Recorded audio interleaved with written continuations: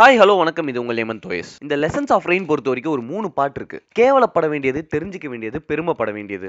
முதல்ல இந்த கேவலமான விஷயங்க என்னெல்லாம் நடந்தது அந்த மாதிரின்னு பார்த்தீங்கன்னா, எத்தனையோ பேருக்கு வீடு மொத்தமா காலி ஆயிடுச்சு. அடுத்த வேளை சாப்பாடு கிடையாது. நெக்ஸ்ட் என்ன பண்ண போறாங்கன்னு தெரியல. இந்த மோசமான நிலைமையும் கிட்டத்தட்ட எல்லா பொலிட்டிக்கல் பார்ட்டிஸும் அவங்க நேம பிராண்ட் பண்ற ஒரு ஈவெண்டா தான் பார்த்தாங்க. எங்க பார்த்தாலும் கட்சி கொடி, எங்க பார்த்தாலும் ஸ்டிக்கர், எங்க பார்த்தாலும் பேனர், எங்க பார்த்தாலும் கட் அவுட்.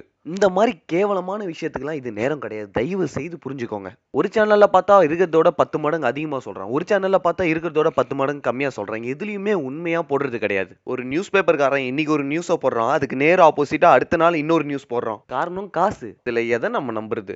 இதெல்லாம் கூட ஏன் எனக்கு தெரிஞ்சவங்க ஃபேஸ் பண்ணதே சொல்றேனே.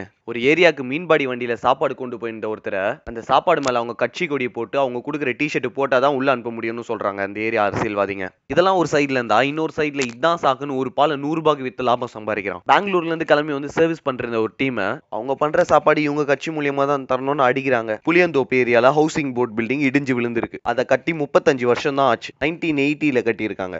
கவர்மெண்ட் ரூல்ஸ் படி அது 80 வருஷத்துக்கு நிக்கிற மாதிரி கட்டி இருக்கணும். சென்னையை பொறுத்த வரைக்கும் ஃப்ளட்ஸ் இவ்வளவு மோசமா போனதுக்கு சில காரணங்கள் இருக்கு. அதுல நீங்க கண்டிப்பா தெரிஞ்சுக்க வேண்டியதுன்னு பாத்தீங்கன்னா இதெல்லாம் தான். சில வருஷத்துக்கு முன்னாடி சென்னையில 650 அதாவது 650 நீர்நிலைகள் இருந்திருக்கு. இதை சொன்னா அக்செப்ட் பண்ணிக்கிறது கொஞ்சம் கஷ்டம். ஏன்னா இப்ப அதுல 27 தான் இருக்கு. அதுலயும் 19 பாத்தீங்கன்னா முன்னாடி இருந்ததோட பாதி சைஸ்ல தான் இருக்கு. மதுரவாயில் ஏரி முன்னாடி 120 ஏக்கர் சைஸ்ல இருந்தது இப்ப 25 ஏக்கர்ல தான் இருக்கு. அந்த இடத்துல பிளாட் போட்டு வீடு கட்டினா தண்ணி வரதான் செய்யும். முன்னாடி சென்னையில 5000 ஹெக்டார்ஸ்க்கு இருந்த நீர்த்தேக்கங்கள் இப்ப வெறும் 500 ஹெக்டார்ஸ்ல தான் இருக்கு. விருகம்பாக்கம் ஏரியில இருந்து தண்ணி நுங்கம்பாக்கம் ஏரிக்கு ட்ரெயின் ஆகிறதுக்கு 6.5 கிலோமீட்டர்ஸ் பாத்தி இருக்கு. இப்ப அது 4.5 தான் இருக்கு. மீதி இருக்க 2 கிலோமீட்டர் பாத்தி எங்கன்னு தெரியல. அது மேல வீடு கட்டினா தண்ணி வரதான் செய்யும். ரெட்டேரியில இருந்து வியாசர்பாடி வரைக்கும் 16 நீர்த்தேக்கம் இருக்கும். இப்ப அதுல ஒண்ணு கூட இல்ல.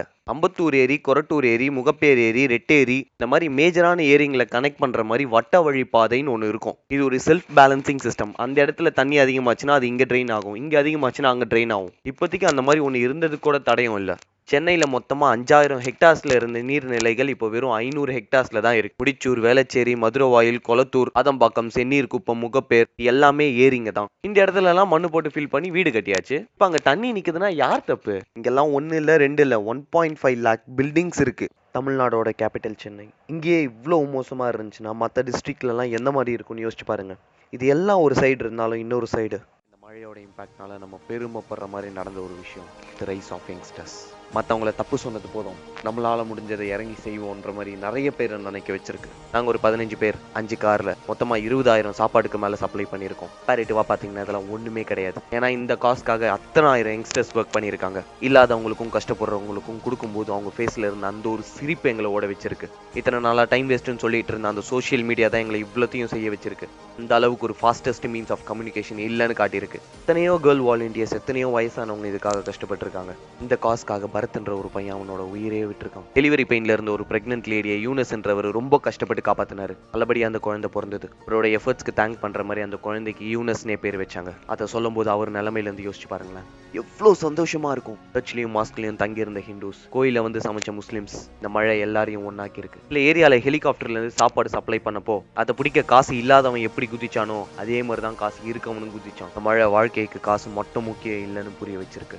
மீடியாவோட வேஷம், அரசியல்வாதிகளோட ஒரிஜினல் கேரக்டர், யங்ஸ்டர்ஸோட பவர், இது எல்லாத்தையுமே காட்டியிருக்கு. எல்லாத்துக்கும் மேல ஒற்றுமையை வளர்த்திருக்கு. Hats off to each and every volunteers. இத்துடன் தங்களிடமிருந்து விடைபெறுவது உங்கள் ஹேமந்த் ஓஎஸ்.